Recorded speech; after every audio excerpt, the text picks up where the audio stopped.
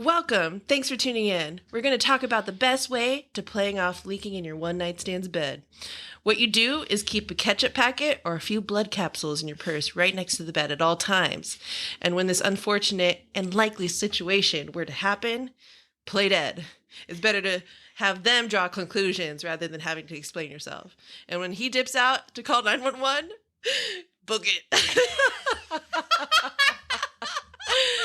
Just kidding. Oh, that was a good one. I like how you're just keep a couple extra blood capsules on hand at all times. I mean, us ladies, we keep all kinds of things in our purses, so why not? Skills, play dead. Has this ever happened to you, Cindy?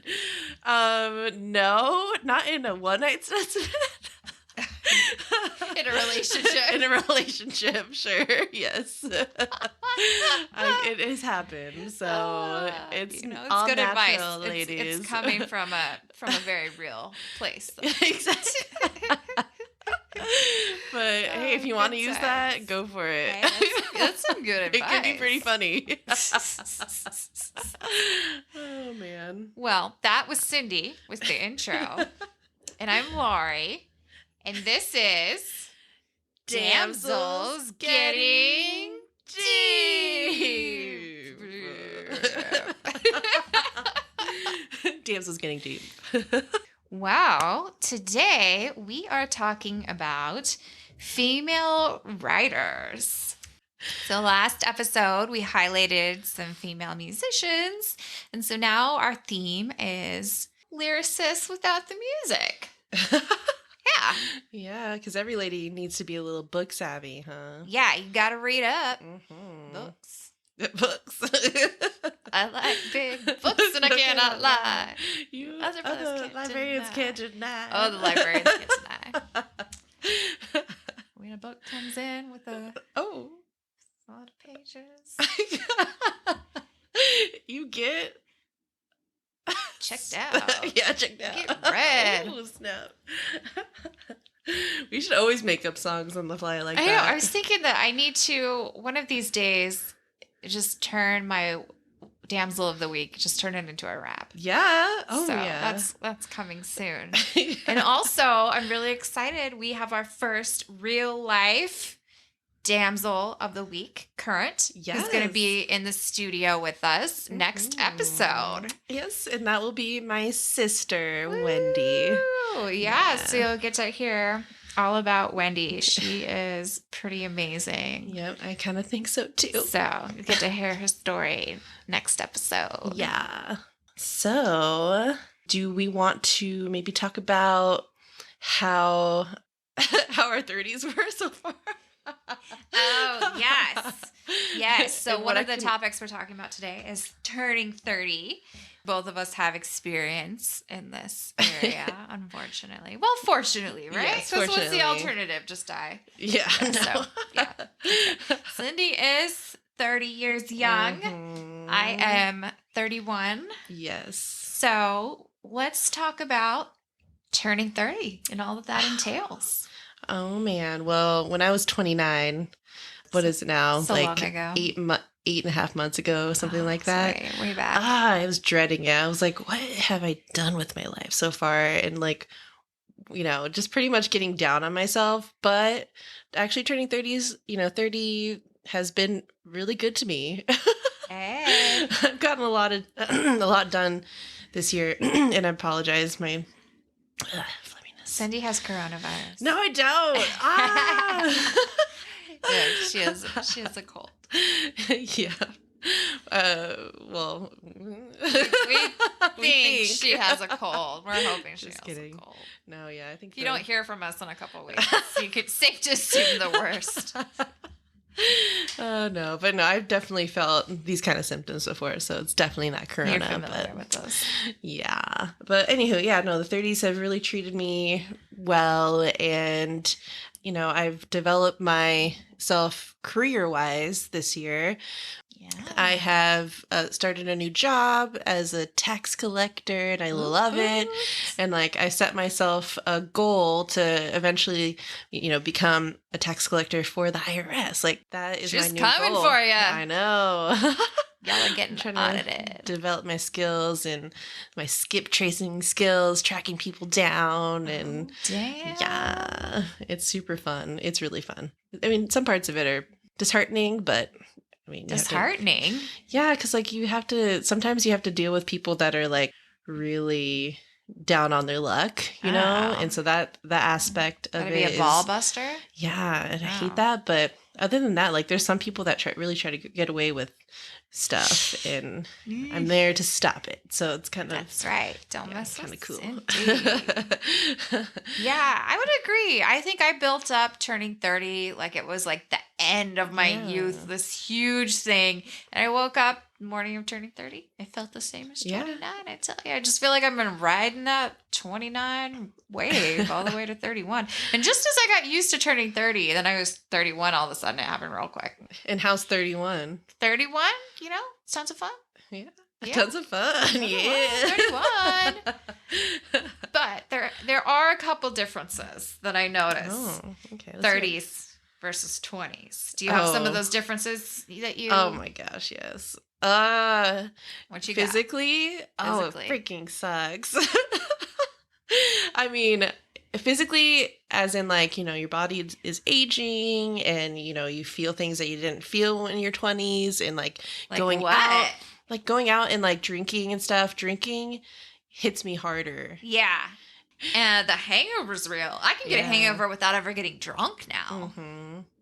And I can afford the good stuff now. And I still get those hangovers. Like, you had the gallon of $13 vodka. It's crazy. I mean, hangovers are real. Yeah. And overall, though, you and I have been working out more, and, I've seen changes in that way. But just like the whole aches and pains and recovery time, it's just fun. Yeah, it's different. And even if I'm eating healthier than ever before and working out more than ever before, I'm still like packing on some dirty 30 weight. Yeah, like I feel like every year my metabolism is slowing down a little more. Yeah. Like, oh yeah, I thought you had this under control, didn't you? Here's another 3 pounds. So that's fun. I'm getting like a little smile line thing. Oh, me too. I don't see yours. Well, I have one right next to my, like, the corner of my mouth. Like a little line right there. But no, I'm seeing it. It's different. Some changes in my face. And the under eye crease too. But it's okay. I've implemented a very strict facial cleansing regimen, so I'm not getting as much breakouts, and that's good. Yeah, my skin feels and looks healthier. Supposedly, there's a stage of time where you're done with acne, but you haven't got to wrinkles yet. Mm-hmm. And I think I skipped that because now I just get both. Oh, no. It wasn't like this sweet spot where I didn't have to worry about either. Mm-hmm. It's just, it's both. But yeah, I'm like you. I have a pretty religious skincare routine now. So hopefully mitigating some damage. I have a weird job in that all my patients, I know exactly how old they are when I bring them back. Mm-hmm. And so it's kind of weird to see people that are 30 and they look like they're a baby. And I see people that are 30 and they look like they're, 38. And so I'm like, how did this happen? It's so strange how people age. I know. And then now I'm terrible at guessing people's ages now. I always feel like they're younger than what they really are. Yeah. Because I remember even working at my last job, I was working with a whole bunch of nurses, and I thought they were younger than me, or at least my age, but they're like 10 years older than me and had 3 kids. And I'm like, damn, you guys look good. Hey. Yeah. It's weird. I used to just assume everyone was older than me because I was so young. And now I'm like, oh, these people are younger. Yeah. I had a dentist I was working for a day, and he was younger than me. It's weird. And everybody I went to the U district with all the UW students, they all look like they're toddlers. I'm like, they're letting toddlers into college now? Everyone looks like a baby. I'm going to avoid rolling through UW just because of that. Yeah, you just feel ancient. Yeah, even when I have patients come in that are 25, I'm like, oh my gosh, you're a child. I don't understand. I don't think I could date someone 5 years 6 years younger I don't know than about me. that for me. Pretty good. Cindy's a different kind of 30 than I am. But yeah, some aches and pains. But in general, I think in life you get to be to a better place where you're more established and more sure of yourself. So that's good. All your friends start to have babies. Mm-hmm. Kind of interesting. Everybody's getting married and having babies, and well, not me. not me either. So it's just, but it's weird looking around. I'm like, oh, okay, everybody's responsible adults now. So, well, except for me. Actually, though, see, I only have my cousin Gio. She has 2 kids, and it's pretty much just like my family that I know that has kids. Well, here's the problem: when they have a kid, they're bi girls. Bi girls? What is that? They say bi. It's not bisexual. It's like they got their own shit to do. So they say adios. Child-free Laurie. No, I have a couple friends that I'll still hang out with babies, but I'm like, well, seeing the list of you sometimes. Well, yeah. Hopefully not, but. So, yeah, like a bi girl. Where did that come from, though? Oh, well, I was watching Fuller House on Netflix. Fuller House. Like, you're a bi girl. And they made some joke about being bisexual. And they're like, no, it's actually a girl that just gets so wrapped up in her own stuff that just never has time for her girlfriends anymore. So it's a bi girl. Oh. See, man, I'm so busy, though, these days that I don't have time for my friends. So maybe I'm kind of a bi girl. You always make like a solid effort, though. At least for me. Oh, yeah, of course for you, Laurie. Oh, thank you. Love you, Cindy. I need more sleep than I used to. I cannot rock a day on 2 hours of sleep like I used to. I used to be able to cram in college till like 3 a.m, then wake up at 5 and take a test. There's no way I could functionally ever do that. Yeah, I remember days where I would study until daybreak. you know, I'd see the sun come up, and I'm like, "Damn, I need to go to sleep." Yeah, if something starts at 8 on a weeknight, I will not be there. Automatically, Cindy is a younger 30 than me. I'm not going. I'm not staying up that late. I do not do well on little sleep. I will, under no circumstances, crash on anyone's couch. Oh, I'll still do that. I just did that. Cindy would sleep on my couch. Like a couple weekends ago. It was weird because I'll camp. But I'm just going to, if it's driving distance from my house, I'm going to drive my ass home. Sleep in my king-size bed. I will, under no circumstances, eat top ramen or boxed macaroni and cheese. Correct. Does not overdosed in college, and it's just not going to happen. I can't do mac and cheese like the boxed mac and cheese. No way. Oh, not anymore. And make it from scratch. Yeah, there you go. See, that's legit. I would eat macaroni and cheese if it was made from scratch. If you eat like a good barbecue joint and they have macaroni and cheese, I would do that. Yeah, but not out of the box. I think my heel, like I'm not wearing them as much no, I gave up anymore. On heels. So yeah, that's another I might have to retire a couple of them, but my wedged Toms, I will keep them forever. They're so comfortable. Yeah, I'm super comfort over fashion. And I went through my closet recently at Goodwill. And I found all these shirts that I'm like, these really aren't appropriate for me now that I'm like a 31-year-old woman. And these are for like a 21-year-old going out clubbing, but I'm kind of okay with it. Like, it was a fun time, but I'm doing other stuff now. Yeah, that's good.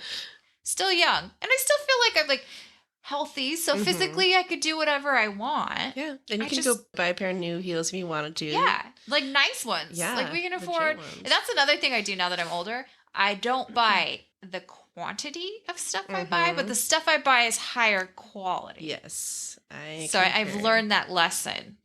Just because it's cheap doesn't mean I should buy it. I should invest it in some nice stuff. But you want to talk about your favorite author? My favorite author? Or no, I guess. Well, okay. Well, first of all, who's your favorite author? Because it does not have to be the lady you chose to talk about. So okay. So my favorite author is Laura Esquivel because she wrote my #1 book ever, which is going to be listed later on, but it's Like Water for Chocolate. I haven't read that yet. Book. Okay, I'll put that on my reading list. Yes. Do you have Goodreads? That's my reading app. No, I don't. Okay, you gotta get it. You track all the books you read. Okay. And your friends read and they rate them. It's kind of cool. Yes, I would love that because I'm really just listening to audiobooks. But Yeah, me too. It's so sweet. Seattle traffic, man. Yeah, audiobooks all the way. My favorite, though, and I almost did my talk on her today, is probably J.K. Rowling. I think she's high on Cindy's list too. So, because Harry Potter. Oh, hell yeah. Harry Potter. I'm sure people have seen me in my Slytherin sweater all the time. I got it from Universal Studios. Harry Potter fans. Harry Potter all the way. J.K. Rowling. Hey. Laura Esquivel. Yes. Do you want to go first? Sure. Yes. I'll I think this is the first time you wanted to go first, Cindy. That's because I'm somewhat prepared this time. Oh, gosh. I feel like I'm the least prepared of people. So, yeah, you go first. I'll collect my thoughts. Okay. So, my author is Maya Angelou. She was a poet and award-winning author, best known for I Know Why the Caged Bird Sings, and she's also known well for her poetry and essays. And she was born April 4th, 1928, and she lived until May 28th, 2014. And she lived in an age of racism and patriarchy, as well as the beginning of the whole civil rights movement, too. Mm-hmm. So she was highly engaged in that. And she was actually really good friends with Martin Luther King Jr. Mm-hmm. And when he was killed, he was actually killed on her birthday. Oh, no. Yeah. So she ended up sending flowers to his widow on her birthday every year until his widow passed away. I thought that was That's very sweet. Yeah, very sweet of her. But that's crazy that he ended up dying on her birthday. I know, to be reminded of one of your friends on your birthday. Passing. Yeah, it's kind of sad, hard. But so she has quite a story. I'm going to just vaguely go over it because it's, I don't want to get too into it. But in her early years, it was pretty much filled with a lot of trauma and family drama. She was a victim of rape at age 7, which I did not know. I didn't know too much about her. I just know she had really good poems out there. Yeah, that's about all I knew. Yeah. So she was a rape victim. And what's crazy is that it was actually her mother's boyfriend that did it. But what's worse than that is that, well, it's not worse. I think the whole situation was pretty insane. But her uncles actually ended up murdering the boyfriend for his, for raping her. For this reason, yeah. Yeah, and so just all that trauma. That's a lot. Yeah, she ended up just not speaking for several years after that, and then, into her early or young adulthood, she ended up applying for California Labor School to study dance and acting, to sort of get out of her shell and do something that she was interested in. And there she sparked her creativity, and she later started acting and singing, and her career took off, and she acted in plays, and she also released some music. She released her first album, Miss Calypso. I think that was like in 1957, I think it was. She began writing, and she's best known for that book that I named earlier. I Know Why the Caged Bird Sings. And it was a nonfiction biography about her childhood and just, the insights of those years when she was silent and trying to, cope with that trauma. And it was essentially encompassing like her battles with racism and also becoming a mother at age 16. In California, I believe is where she studied and had her child. But in it, she was just very transparent about her feelings on civil rights and, people's circumstances and obviously overcoming or coping with those life situations. And she ended up, in the beginning, started as a victim, and she ended it with her becoming a strong, dignified woman and being able to stand up for herself and be a voice to others. Wow. So the most famous poem that she wrote in the book was I Know Why the Caged Bird Sings. And I'm going to just recite it now. It pretty much encompasses her story. Yeah. Anyway, I'll just read it. The free bird leaps on the back of the wind and floats downstream till the current ends and dips his wings in the orange sun rays and dares to claim the sky.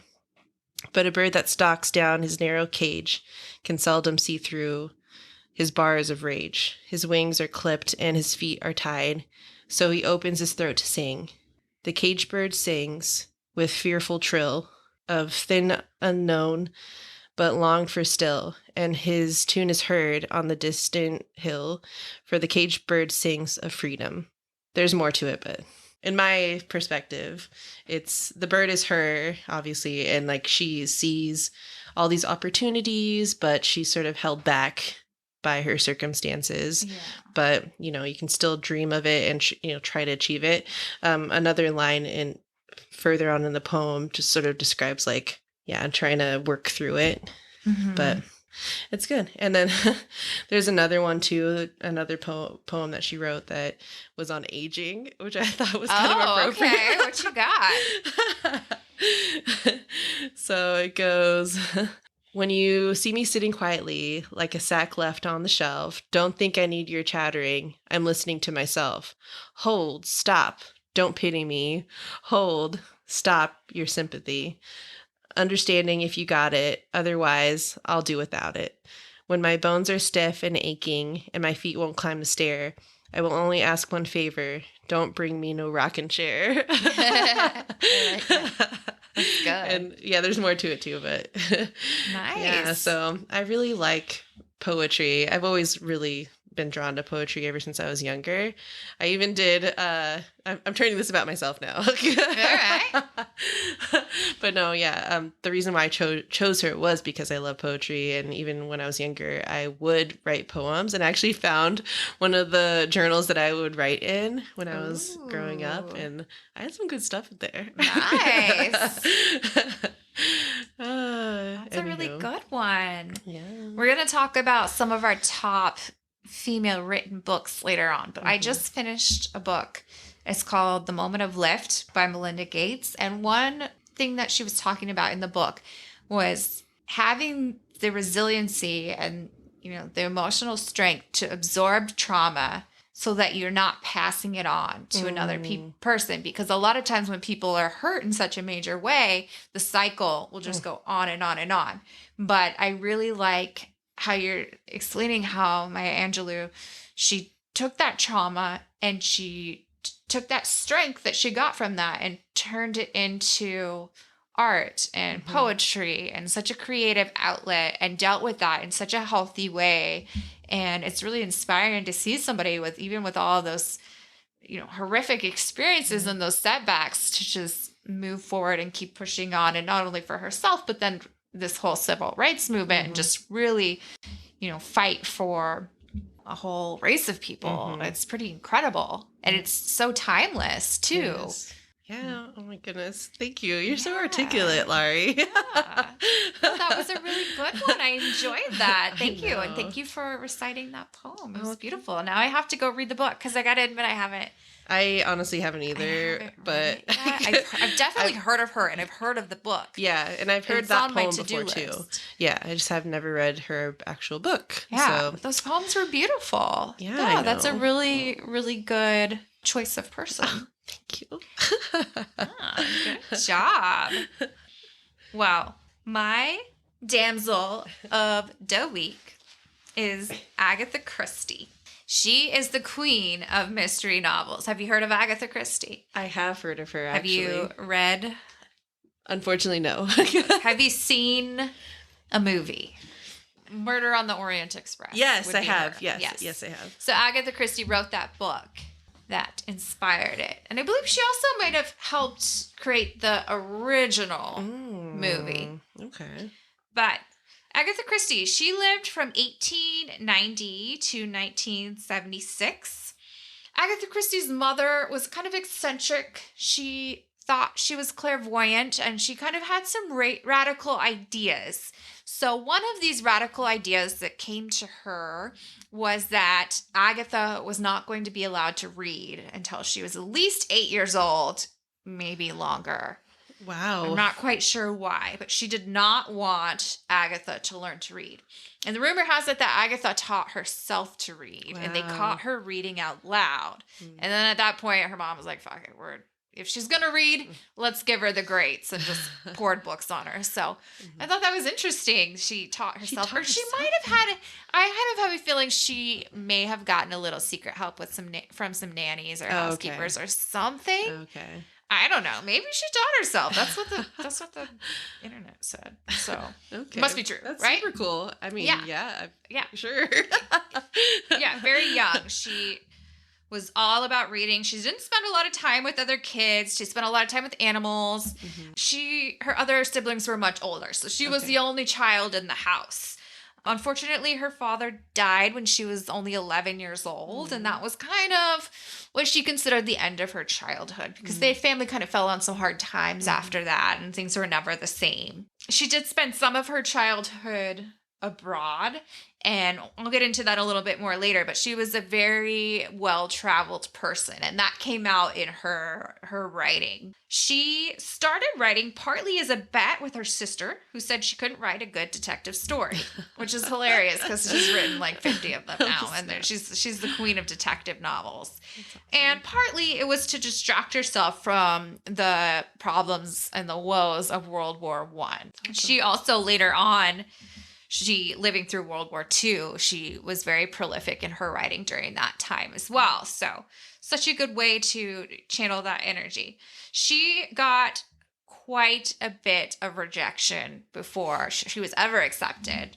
She just pushed right through it. She just kept going. It was pretty amazing. During World War I, she was a volunteer nurse in a hospital. She tended to troops coming back from the trenches. So already living through some tough stuff and a badass. She worked at a pharmacy in a hospital during World War II, where she learned a lot about poisons. And this knowledge became very important in her writing. And in fact, she described poisoning so well. I was reading, one nurse was able to diagnose a poisoned person based on this novel. And it also said that she got a review in a pharmaceutical journal because she described it so accurately. Wow. So pretty cool. She has currently a Guinness World Record for being the best-selling author of all time. Wow. 2 billion books sold. Oh about gosh. 1 billion in English, 1 billion in other languages. Wow, that's a lot. She's a very important author for people learning to read English. Her works are considered pretty easy reading, and so people that are learning the language are learning through these books a lot of the time. So it's providing people from all over the world kind of this glimpse into English life, which is interesting. She had the audacity to go on a book tour and leave her infant daughter with her mother and her sister. Oh, scandal. Drama. Scandal. You know that wouldn't have been a thing if she was a guy. No. Yep. And she was married in 1914, but that was World War I. So then her first 4 years of marriage, her husband was out fighting. And when he came back, they did spend a number of years together, but then he had started cheating on her and had a mistress, and then decided he told her he was going to leave her for the mistress. And if you look into Agatha's biography, you're going to see a lot about her disappearance. So this could go a couple ways on how this happened. Basically, she said she doesn't remember any of this from when she disappeared.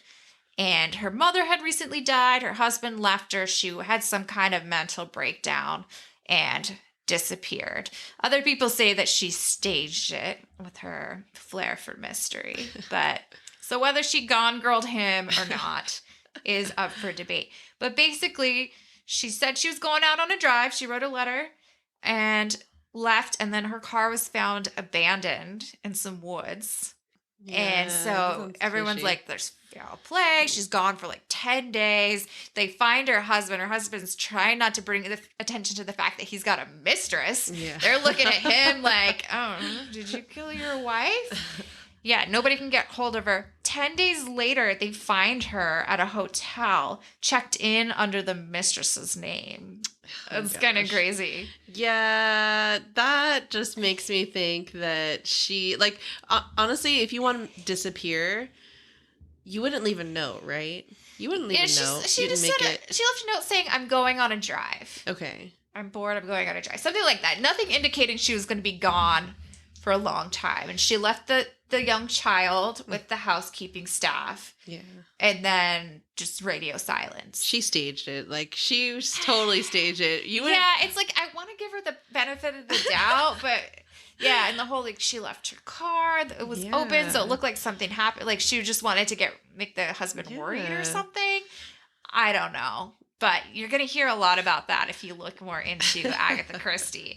And that's something that it's a little challenging doing these Damsels of the Week because we're never going to find someone that's 100% perfect. No. I was going through, and there have been a couple women that I thought about, and there's just might have been a little too much scandal to where I'm going to be like, okay, I'm not going to put this woman on a pedestal. But yeah, there's a little bit of a scandal there with Agatha Christie, whether she staged that or not. And there were about 5,000 people looking for her. So it was a big deal. She was pretty famous and it wasn't looking good. So that is one part of her past. And she, like, even in her autobiography, she would not talk about it.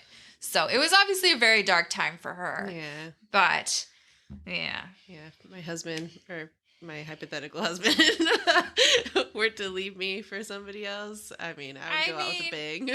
I mean, just kidding. Haven't we all done something that might have been a little bit out there when dealing with heartbreak? So, yeah. Anyway, she did get married again. She married an archaeologist, and she traveled with him throughout the Middle East, which provides backgrounds for a lot of her stories. And she was basically like the OG travel writer, both in her mysteries, Murder, the Orient Express. She had Murders in Cairo. Just really describes the landscape and the people. And then as well in her autobiography, she talks about her extensive travels and the experiences that she's had there. So that was pretty inspiring as well, especially for me. I love to travel. Yeah. She learned to surf prone in South Africa and became one of the first Britons to surf standing. So not only is she this woman way back then going into these places like the Middle East, and granted the Middle East isn't what it is today. It was much more safe and more modern, but she's just going around. She's surfing. She's taking notes. She's following her archaeologist husband all around, and she's just taking it all in. And she just uses all the life experiences of, learning about the poison, learning about nursing, learning about travel, and just really creating this huge outlet. And one of the most famous authors. I was reading, I think it was number 1 Bible, number 2 Shakespeare, number 3 Agatha Christie. So she is up there. So my favorite book that she wrote is called And Then There Were None. So if you're going to start Agatha Christie, start there. It's a good one. Well, not to one-up you or anything, but just kidding. Maya Angelou was one of the first Black females to, she was a trolley conductor or something in California. Oh. So breaking down barriers. Just kidding. Yeah. First lady to stand up on a surfboard. Yeah, that's kind of cool though. I'd want to be known for that. Yeah, right. Well, first British female lady. Yeah. She went to South Africa and learned to surf. That's so cool. I want to learn to surf. Yeah. Would you want to do that? Yeah. Should we do that? Yeah, let's do it. There's like $200 flights to Hawaii right now. I know. Heck yeah. Part of me wants to buy one. Coronavirus be damned. We'll just go in our bathing suits and like the surgeon mask. Heck yeah. Oh. Let's do it. No, I was actually looking at flights for Missouri too, so I can visit my dad, little sister, and stepmom. Yeah, that would be nice too. Yeah. But Hawaii though? Bring him to Hawaii. You can all hang out there. On me. Oh, goodness. So, Cindy, you wrote down, you have your top female Are they female written books? Except for one of them? I couldn't help myself, and I put one that I love so much that is written by a man, just to give you guys a little equality. Yeah. What you got, Cindy? Okay, so I'm gonna mention again Like Water for Chocolate by Laura Esquivel, and I have to sort of talk about this book because it's my favorite ever. I read this one in high school, but it stuck with me because it's about Tita, who is the youngest member of her family. And in Mexico, it fell upon the youngest daughter to take care of her mother or her parents.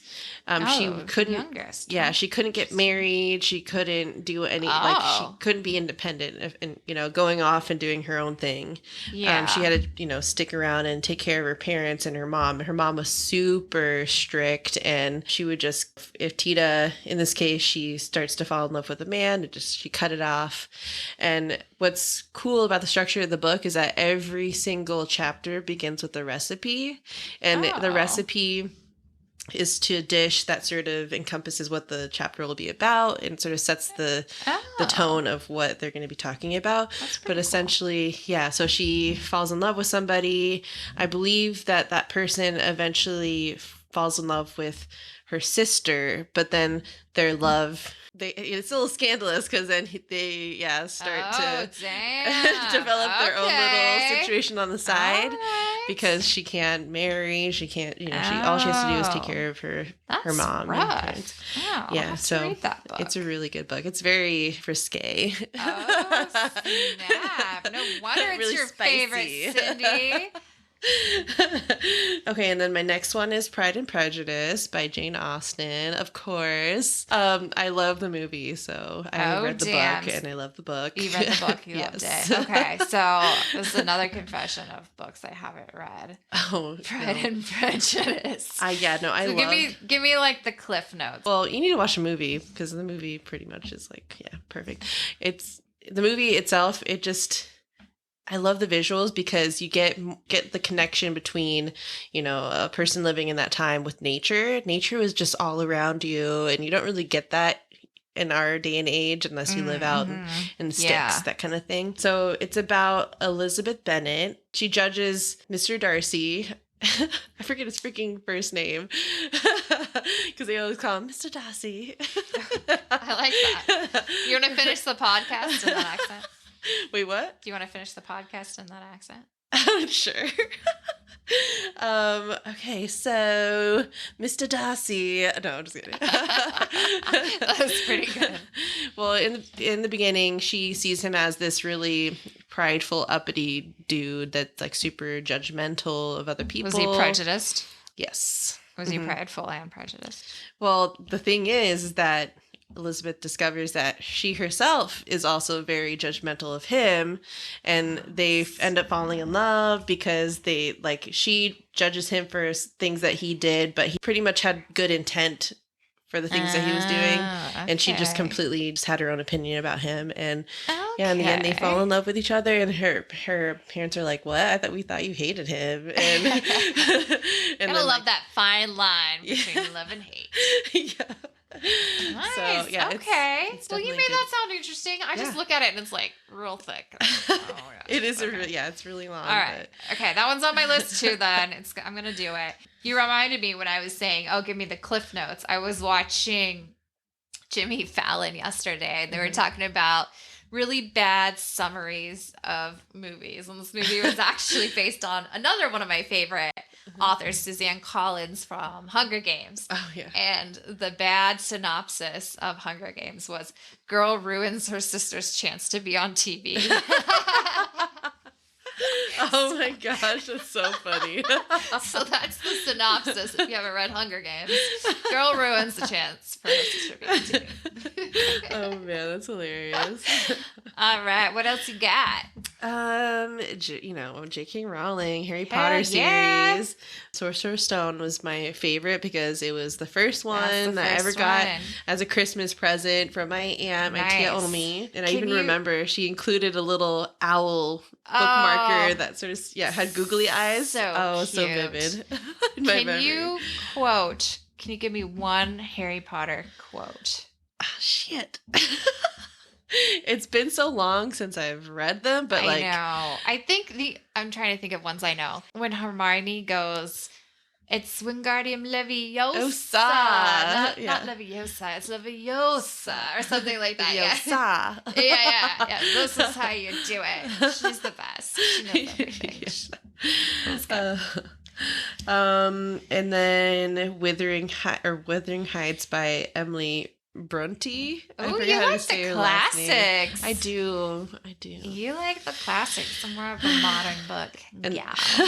And the next one is even more classic, but okay, this is the one that's not written by a female. The Odyssey by Homer, which is my number 2 book. Yeah, classics all the way. Yeah, she was telling me her books and then she's like, Homer. I'm like, is that a girl? I was like, is that a girl? I always thought Homer was a guy. And she's like, Homer? You're asking me if Homer's a woman? I was like, well, I thought your books are supposed to be like women. Maybe a girl's name somewhere. I don't know. But yeah, that's just one of my favorites. So read it. All right. What are yours, Laurie? Well, I focused on memoirs that I really love. Number 1, Becoming by Michelle Obama. It is so good. I haven't read it yet. Oh my gosh. It is amazing. It's her whole life and pretty modest upbringing and her love of her family and, how getting this whole political train rolling and first meeting Barack. And it's a very good book. And just being under the pressures of all the limelight and kind of your own sacrifices to pursue another person's dreams. Yeah. So it'd be interesting to read that because you can only imagine what her experience was throughout that. And she didn't really want to ever be a first lady. And then she just realized she had such faith in Barack that she's like, I don't want to have my husband be the president, but I feel like this is what we need. Yeah. I have so much faith in him that he's going to do a good job that I feel like it would be selfish of me not to let this happen for the country. So it was pretty crazy. Another one, I Am Malala. She was standing up for girls' rights to go to school, and she was actually shot in the head by the Taliban, I believe. Oh my God. And the way her childhood was versus ours, to where she, bombs would go off around her. And that was just how it was. And then you couldn't go to school.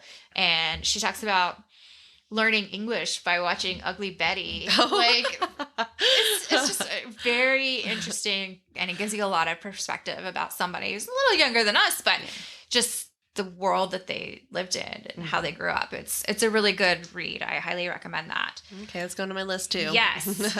I Am Malala. The other one I have on here, Unbearable Lightness by Portia de Rossi. So Portia de Rossi is a famous actress. So it talks about mainly her struggles with eating disorders. Okay. And bulimia, anorexia, just dealing with the pressure of the media, also knowing that she was gay. And this is Ellen DeGeneres' wife, yeah. right? Okay, that's what I thought. I was like, yeah, Portia. Okay. Yeah. But it is insane. Like the stuff that goes on in your head when you have this eating disorder. It's just the details, and she just gets afraid to eat, and you just start to think about excuses not to eat. Like she goes on this 12-hour plane trip, and she's like, how am I going to explain that I'm not going to eat any of these meals that they're serving, and just stuff like that. It's pretty crazy. And she says she eats like 6 ounces of yogurt, and then she feels so guilty. She's doing lunges, and she's like, and she starts crying. She's like, I wonder if I'm burning more calories by crying while I do lunges. Like these are the things she's thinking about. So much pain that she goes through before she gets that self-acceptance, and just feeling like a fraud, and even being so skinny and so weak, and just finding those flaws in yourself, and then just coming together and figuring out that at the end of the day, that's not what she needs to be focused on. So it's pretty intense to be in the mind she lays it out very, very intricately, the mind of someone that's going through this disorder. And it's just exhausting. That sounds exhausting. Puts you in the exhausting. head of somebody like that. And it just really kind of puts you in like a day of the life of somebody that has an eating disorder. Yeah, because I don't put that much effort into thinking about what every single thing that I'm doing will, add up to however many calories. That's not how I think. Yeah. But yeah, does she say in the book what that disorder sort of stemmed from at all, or was it just like pressure because she was an actress, that kind of thing? A lot of it was career pressure, and it talks about when she was young. Now this has been a little while since I've read this book, but like being really young, and she would like starve herself for the shoot, and then after the shoot, her mom would take her to like McDonald's to celebrate, and then they'd eat too much, and then kind of balancing this unhealthy habits and then this food reward. Yeah. So like the whole binge purge. Yeah. Starve thing. So yeah, it's pretty intense, but I think it's definitely a worthwhile read. Okay. The last one that I wrote down was Wild by Cheryl Strayed. Have you heard of that one? The movie with Reese Witherspoon. Yeah. It's good.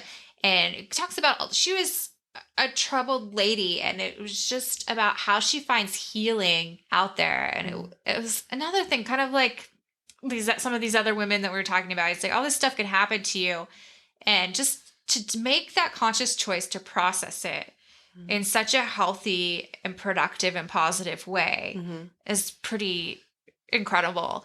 And so it talks about, she hikes a very, very large part of the Pacific Crest Trail. And at first, I'm all about the bucket list. I was like, I'm going to do that. And I start reading, and I was like, there is no way in hell that I'm going to do that. She does it alone. She talks about like some stranger danger with men. She talks about rattlesnakes. She talks about bears. She talks about losing her toenails, shoes, losing her toenails. Yeah. She lost her hiking boots. At least one boot. And she's like in her little camp flip-flops, like hiking down her mile. She runs out of water. All kinds of crazy stuff. And just about the time to reflect too with all of that, and to really to leave the past behind and to move forward. So that's another one I would highly recommend. Yeah, those are my books. One of my old coworkers actually quit for, I think it was like 6 months or something. She was gone and then came back and got her job back, or applied for a job at the hospital and got a job. But anyway, yeah, she hiked it, and it looks so fun though. It looks super fun. Like, it looks amazing. Nature. She hiked like Canada to Mexico, whole thing. I think she started south and went north. She ended in Seattle. Wow. Or, whatever, Canada. Yeah. She passed through Seattle, I remember. She's like, hey, I'll be in town when she had Wi-Fi. Yeah, I'll be in the area. That's awesome. Yeah, there's people that do it, and it's such a badass thing. It is. That's cool. We need to get her. You need to get your friend on this podcast. I know, right? You need to, call her. For sure. Yeah, hell yeah. We'll do it. Let's do it. Well, how do you want to end this, Cindy? Read more books, y'all. Yeah, a lot of books out there. Audiobooks if you're in traffic or you're cleaning your house. Highly recommend it. I'm going to get my wine glass out. Mine too. Because we do have wine. Yeah. And remember, y'all, information is power. Ooh, so I like that. The more information you take in, the wiser choices that you can make. So.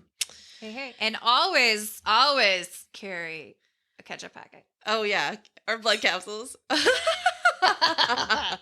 Let's do this again. 1, 2, 3. Clink.